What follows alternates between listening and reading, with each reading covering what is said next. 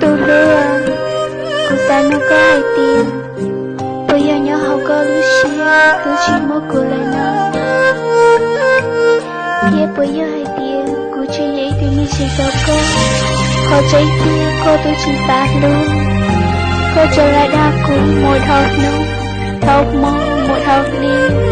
Cô như chỉ luôn bây giờ năm. Bây giờ chỉ luôn họ chỉ khía cho cô. Ê yo chia cô anh hay nhớ cho linh ngô. Cô là nhớ cho lúc cô mà liều. Cô yi bao tiền cô yi ý thức như sẽ cho cô. Nếu tôi chỉ mong đi đã chỉ nhớ cho tiền nó cho cô. Chỉ xa lưu khía cho cô chỉ tôi sẽ cho cô. Cô yi bao tiền cô có mong thêm. Cho hai tiền mấy nữa. Cô mua lại gì cô ý xíu. Muốn thiệt tôi đi ở có lưu tiếc con cho đầm. Cô yi bao tiền cô cho thác cô nhớ cho tiền nó. Cô trên kia cô yi chỉ luôn.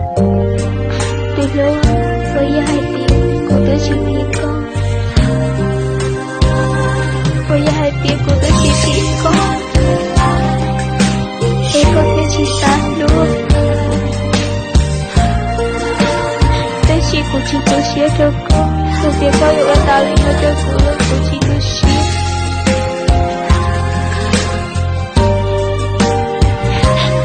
Tôi yêu một lại mà nhớ con nữa.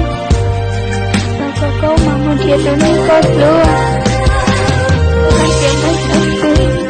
Cô muốn thiệt tao tôi nhẹ ở con lưu thiệt có nhẹ nói chuyện. Cô chỉ thâu ở đó để tôi xía ấy hạ để cô ở cho cô.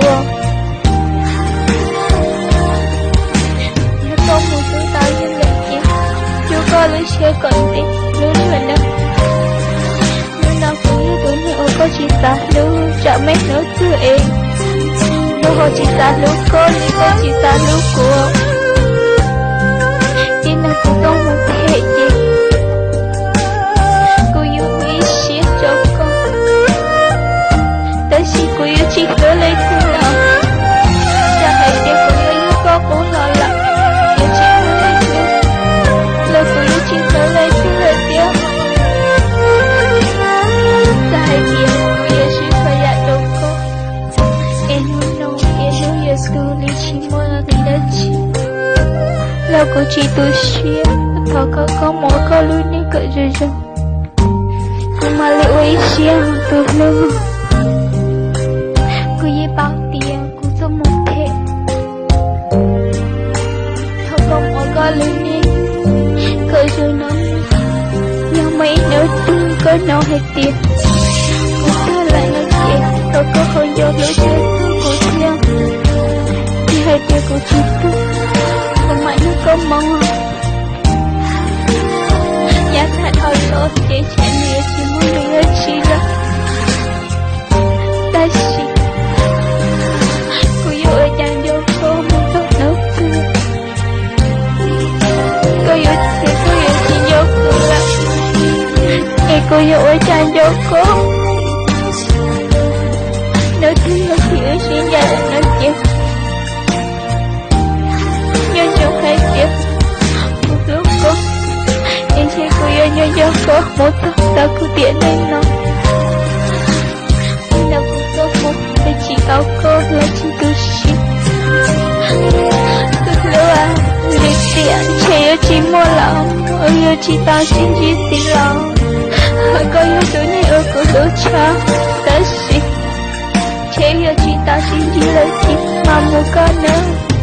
Muốn thiệt tôi muốn góp lý. Thế cô nhẹ nợ em. Có thiết xa luôn luôn nếu có thể chỉ cho ý lý cô chỗ cửa. Ta có chỉ thôi cho lý cô xí. Nhờ cô ở chỗ cửa. Nhờ hai tiếng mấy đứa xí. Có nói hai tiếng. Tôi nghĩ giờ ta đó là có ta lưu ý cho. Nếu mùa này luôn luôn nhớ. Chỉ yêu lấy thương, chỉ lưu lấy thương.